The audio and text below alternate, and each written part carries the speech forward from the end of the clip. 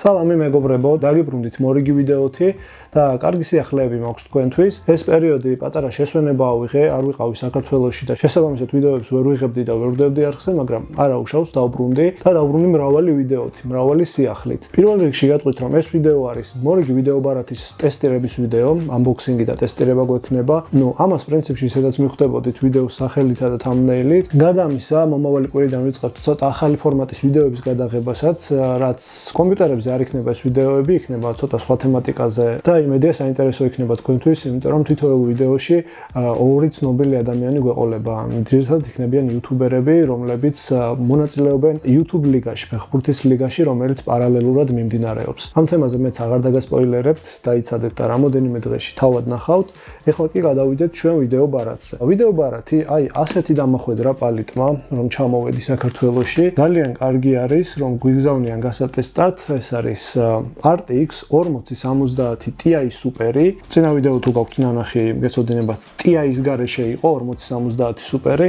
შესაბამისად, ეს ცოტა უფრო ძლიერი ვიდეო ბარათია იმაზე. პალიტი მოგეხსენებათ, სხვადასხვა ვერსიებს უშვებს თითოეული ვიდეო ბარათის, ანუ line-up-ში აქვს ხოლმე 3 ხან 4 ვერსია კონკრეტული ვიდეო ბარათების. ყველაზე ბიუჯეტური არის ხოლმე dual ვერსია, ანუ ორფანიანი, ეს წინა ვიდეო ბარათი რო ქონდა ორფანიანი ისეთი. შემდეგ მოდის Jetstream-ი, ეს ცოტა უფრო მაღალ დონეთ ითვლება, სამფანიანი არის. შემდეგ არის Gaming Pro და ყველაზე top ვერსია რაც აქვთ, არის Game Rock-ია, ის რაღაც ბრილიანტებივით, რაღაც ლამაზი ნათება რო აქვს ის. სანამ უშუალოდ unboxing-ს გავაკეთებ ამ ვიდეო ბარათის, იქამდე ტექნოლოგიებზე მოგიყვებით, რაც აქვს ამ ვიდეო ბარათს და ზოგადად RTX 4000 სერიის ვიდეო ბარათებს, თუმცა ამაზე უკვე უფრო დეტალურად ვისაუბრეთ წინა ვიდეოში, ამიტომ ეხლა უბრალოდ ჩავირბენთ ამ მონაცემებს, დეტალებში და სიღრმეებში არ ჩავალ, ვისაც გაინტერესებთ უფრო დეტალურად შეგიძლიათ წინა ვიდეოს უყუროთ, რომელსაც დავუპინავ სადმე კუთხეში შეგიძლიათ გადახვიდეთ, ისიც ნახოთ. ხო, აქ ტექნოლოგიები რო ვახსენე, უცებ გამახსენდა ერთი რაღაც პატარა საითრექი გამოგვიო, მაგრამ არა უშავს. დამიკავშირდნენ რამოდენიმე დღის წინ და მთხოვეს მასტერ-კლასების ჩატარება ერთ-ერთ უნივერსიტეტში, სადაც ასწავლიან კომპიუტერულ ტექნოლოგიებს და ძალიან გამეხარდა. მითხრეს, რომ ძალიან მოეწონათ შემიარხი და დღესდღეობით ქართული YouTube-ზე არსებული სიტუაციიდან გამომდინარე, ერთადერთი ხარო, ვისაც შეგვიძლია ესეთი დავალება მივცეთო და ლექციებს ჩავატარებ ერთ-ერთ უნივერსიტეტში. მასტერ-კლასების ტიპის იქნება უფრო. ვლოგს გადავიღებ სავარაუდოდ და ვლოგის მეშვეობით შემოგთავაზებთ რა და როგორ იქნება. სამომავლო გეგმა არის 2 კვირაში გეგმება პირველი ლექცია და ნახოთ რა გამოვა მანდედან. ძალიან გამახარეს ამით. ხო, რაც შეეხება ამ კონკრეტულ ვიდეო ბარათს. ვისთვის არის პირველ რიგში განკუთვნილი RTX 4070 Ti სუპერი. 4070 Ti-სგან, ანუ წინ ამორბედისგან განსხვავებით, აქაც ცოტათი არის გაძლიერებული, არის მეტი ძირითადი ბირთვები, მეტი RT ბირთვები, მეტი ტენზორ ბირთვები, დაახლოებით 5-დან 10%-მდე არის ეს სხვაობა და გარდა ამ ბირთვების რაოდენობის გაზრდისა, წინ ამორბედისგან განსხვავებით, ასევე გაზრდილი არის თვითონ ვიდეო ბარათის ოპერატიული მეხსიერება, ანუ ეს 16 გიგაბაიტიანი ვერსია არის. 16 გიგაბაიტიანი ვიდეო ბარათი არის, წინა თუნდაც 4070 Ti და 4070 სუპერი, რომელიც განვიხილეთ, არის 12 გიგაბაიტიანები. ეს უკვე არის 16 გიგაბაიტიანი, ასე რომ ამ ვიდეო ბარათით 16 გიგაბაიტიან ვიდეო ბარათებში შეაბიჯა Nvidia-მ. Nvidia ერწმუნება, რომ იმ წინა ვიდეო ბარათში, ანუ RTX 4070 სუპერში, რომელიც განვიხილეთ, 2K მონიტორზე 100+ FPS-ის დადება შეუძლია იმ ვიდეო ბარათს. ამ კონკრეტულზე კი იძახიან, რომ იგივე ანუ 2K მონიტორზე 120+ FPS-ი უნდა დადოს თამაშებში, იმ ახალი ტექნოლოგიების გამოყენებით, რაც აქვს ამ ვიდეო ბარათს. ეს ტექნოლოგიები კი არის შემდეგი. DLSS 3, რაც ნიშნავს იმას, რომ DLSS 3 ტექნოლოგია, ანუ frame generation-ის მეშვეობით ქმნის კადრებს შორის დამატებით კადრებს და A3 მაგებს და ზოგ შემთხვევაში A4 მაგებს კიდევაც FPS-ებს თამაშებში. აქვს ასევე ray tracing ტექნოლოგია, ანუ სხივების და შუქჩრდილების არეკლის ტექნოლოგია არის, რომელსაც ცალკე ბირთვები აქვს გამოყოფილი ვიდეო ბარათზე, ანუ ray tracing ბირთვები და ისინი ახდენს დამუშავებას აი ამ შუქჩრდილების და ბევრად უფრო ლამაზი ვიზუალური ეფექტები გვაქვს. გვაქვს reflex ტექნოლოგია, რომელიც არის FPS shooter თამაშებში ძირითადად MS-ის, ანუ ლაგის შემამცირებელი ტექნოლოგია და ძალიან კარგად მუშაობს სხვათა შორის და ტექნოლოგიებიდან გვაქვს ასევე NVIDIA Studios ვერსია. Studio ძირითადად უფრო სამუშაო საკითხებთან დაკავშირებული რაღაცებისთვის არის. ამ რაღაცებს სწორედ გაჩვენებთ ამ ვიდეოში. წინა ვიდეოში ვერ მოვასწარი დრაივერების შესახებ მესაუბრა და მეჩვენებინა თქვენთვის და ამ ვიდეოში ბოლოში აუცილებლად მაგასაც გავტესტავთ. თამაშების გატესტვის შემდეგ. ძირითადი ტექნოლოგიები მოკლედ არის ეს, რაც მინდოდა ესე ჩამომეთვალა და დეტალურად რას აკეთებს შეგიძლიათ წინა ვიდეოში გადახვიდეთ და იქ ნახოთ. ახლა კი მოდი გადავიდეთ unboxing-ზე. რა გვაქვს თვითონ ყუთში ეს გავიგოთ. აქედან გავხსნათ. შავი ყუთი გვაქვს რა თქმა უნდა.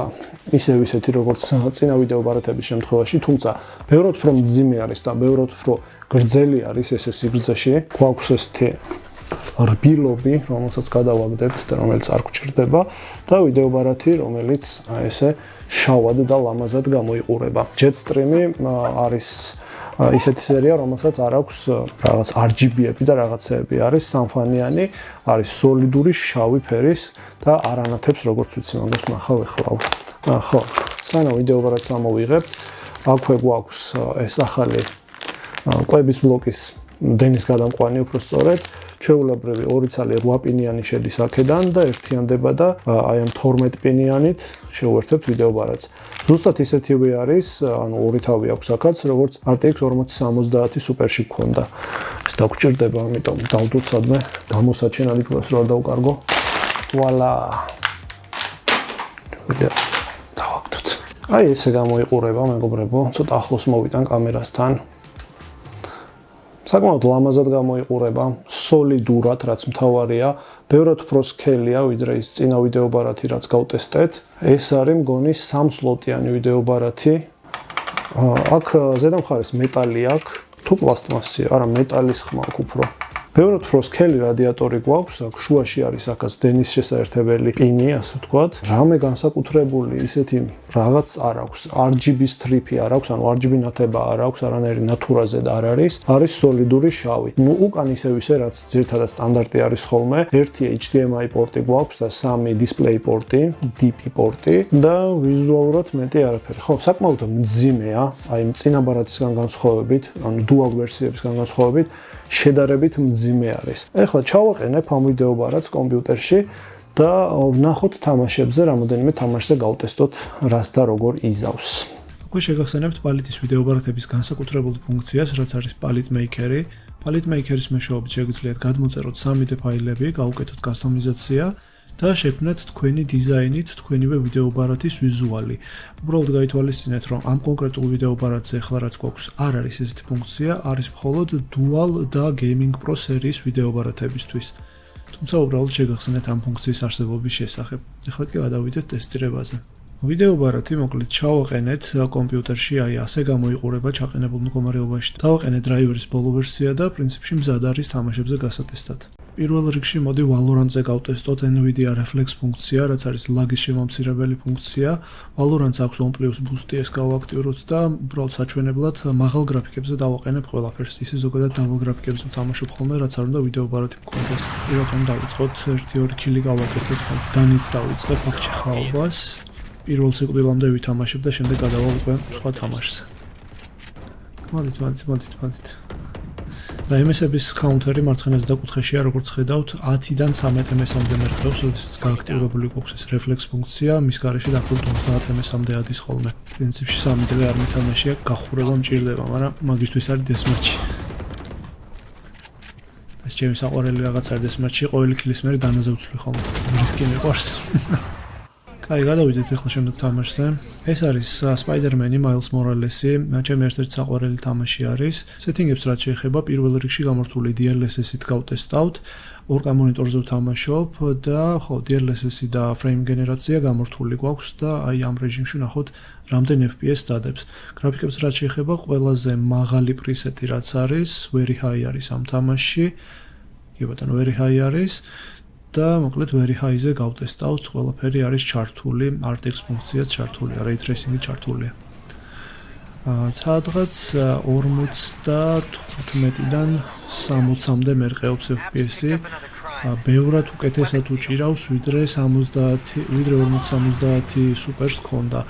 იქ ცოტა უფრო მეტად მერყეობდა, აქ რაღაც ძალიან სტაბილურად უჭირავს 55-დან 63-მდე ადის რა. ანუ შეგვიძლია ვთქვათ, რომ საშუალოდ 59-60 FPS არის ამ თამაში.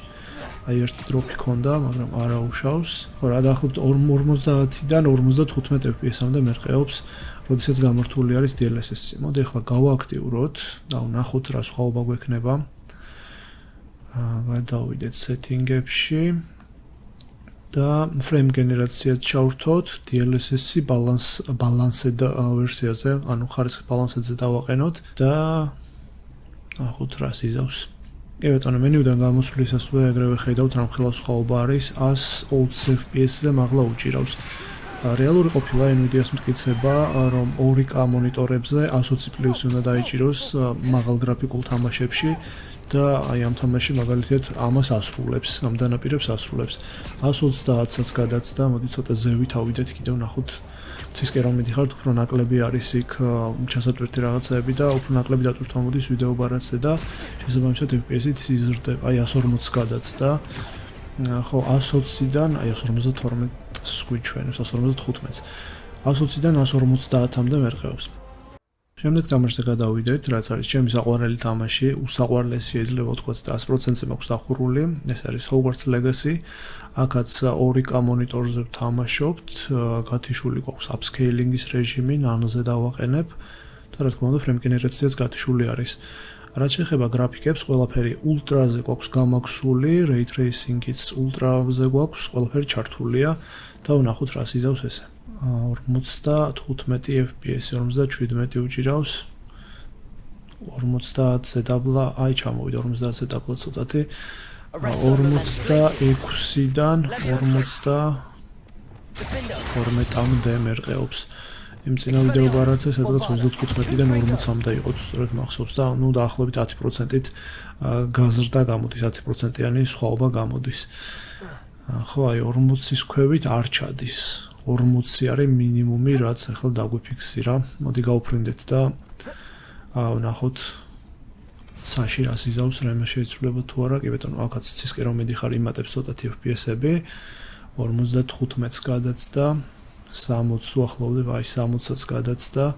ჩავფრინდეთ Quidditch-ის მოედანზე და უკვე setting-ებს DLSS-ს ჩავრთავ setting-ებიდან და frame generatsias. კი ბატონო, upscaling NVIDIA DLSS-ი, ავტომატურზე დავტოვოთ, მოდი აქ არ გვინდა ბალანსის ჩართვა. იყოს ავტომატურზე და frame generatsias ჩავრთავთ. დანარჩენს ყველაფერს გრაფიკებში დავტოვებთ ultra-ზე, აქ არაფერს არ შევცვლ. Ray tracing-იც რა თქმა უნდა ისევ ჩართულია. 130 FPS-ზე მეტი უჭირავს. ძალიან კარგი მაჩვენებელი არის, ფაქტობრივად გაასამაგა 2.5-ჯერ გაზარდა FPS-ი რა. აქაც 120-ზე მაღლა უჭირავს FPS-ი, როგორც შეგვიძლია NVIDIA, რაც ძალიან კარგია. იმ წინა ვიდეო ბარათს 4070 სუპერს, თუ სწორედ მახსოვს, 115 FPS-ი ჭირა დაახლოებით 110-დან 115-მდე. ხო, აი 140-საც გადაცდა. და ბოლო თამაში იქნება Alan Wake-ი. ამ თამაშს კიდევ უფრო მეტი მოთხოვნები აქვს ვიდრე წინა ორს. აქაც მოდი ჯერ გავთიშოთ. კი ბატონო, გათიშული არის frame generatsiya. Frame generatsiya-ის გარეშე ვითამაშოთ და აქაც ყველაზე მაღალი რაც არის ultra და high setting-ები, ყველაფერი გვიყენია ამაზე. Ray tracing-იც ყველაზე მაღალ რეჟიმზე გვიყენია, ყველაზე მაღალ setting-ზე. 50-მდე თამაშობს FPS-ი. ცოტა ხო 40-დან 50-მდე თამაშობს. ანუ საშუალოდ შეგვიძლია ვთქვათ, რომ 45 FPS-ი უჭირავს ray tracing-ის გამორთვის შემთხვევაში. აი ესეთი raw power-ით ამ ვიდეო ბარათს. ნუ საკმაოდ ნორმალური არის, თუ სწორედ მახსოვს იქ 40-მდე ეჭერდა წინა ვიდეო ბარათზე. მოდი ახლა გავაქტიუროთ setting-ებში frame generatsiya და ვნახოთ რა სიზავს. გააორმაგა თუ სწორედ მახსოვს 4070 სუპერზე და აქაც დაახლოებით ესეთ შედეგს ველოდები. 77 წავიდა 80-ს გადაცდა. ხო, გააორმაგა რა ფაქტობრივად, აქ გასამაგებას ვერ აკეთებს. იმიტომ რომ ამ თამაშს რაღაც თავისი მოთხოვნები აქვს ვიდეო ბარათის მიმართ, ცოტა სხვანაირად მუშაობს. საკმაოდ ტვირთავს სხვათა შორის ვიდეო ბარათს. 80 გადაცდა რა. აურმაგებს აქვე რა სამაგებს FPS, მაგრამ ესეც კარგი არის. 85 FPS-ი ამ თამაშისთვის ძალიან მაგარი არის 4K მონიტორზე, გამაქსულ გრაფიკის სეტინგებზე. GPU იტვირთება 99%-ზე. CPU ძალიან არ იტვირთება. ხო, რავი, ეს არის პრინციპში, აქვე მინდა გაჩვენოთ, მეგობრებო, ის რაც წინა ვიდეოში არ მიჩვენებია, ეს არის განახლებული NVIDIA Experience-ის პროგრამა, რომელშიც გვაქვს ძალიან მაგარი ფუნქცია ჩამატებული. აი, აქ შეგიძლიათ დრაივერი პირდაპირ აირჩიოთ, არის game ready დრაივერი, რომელიც არის თამაშებისთვის და არის studio დრაივერი. აქვე შეგიძლიათ პირდაპირ სტუდიოზე გადაცვალოთ, თუ სამუშაო პროგრამების გამოყენებისთვის გჭირდებათ კომპიუტერი და პირდაპირ download ღილაკს ვაწვევით და იწყებს გადმოტვირთვას და აინსტალირებს ავტომატურად აი სამუშაო პროგრამებისთვის ოპტიმიზირებული დრაივერი, რაც არის იმას. აი ასეთი ვიდეო ბარათი გამოდგა ჩვენი RTX 4070 Ti სუპერი და იმედი მაქვს, რომ სამომავლოდ მომავალ კვირებში RTX 4080 სუპერსაც მივიღებთ გასატესტად. კიდევ ერთხელ ვუხდი მადლობას NVIDIA-ს და Palit-ს ამ შესაძლებლობისთვის და რავი, კიდე რა გითხრათ, აუცილებლად გამოიწერეთ მეგობრებო არხი, 20,000-ისკენ გავეშუროთ. კომენტარებში დაწერეთ თქვენი მოსაზრებები, კითხვები თუ რაც იქნება, ყველაფერს წავიკითხავ და დალაიქეთ ვიდეო. მე კი პრინციპში აქ დაგემშვიდობებით და სულ რამოდენიმე დღეში შევხვდებით. დროებით.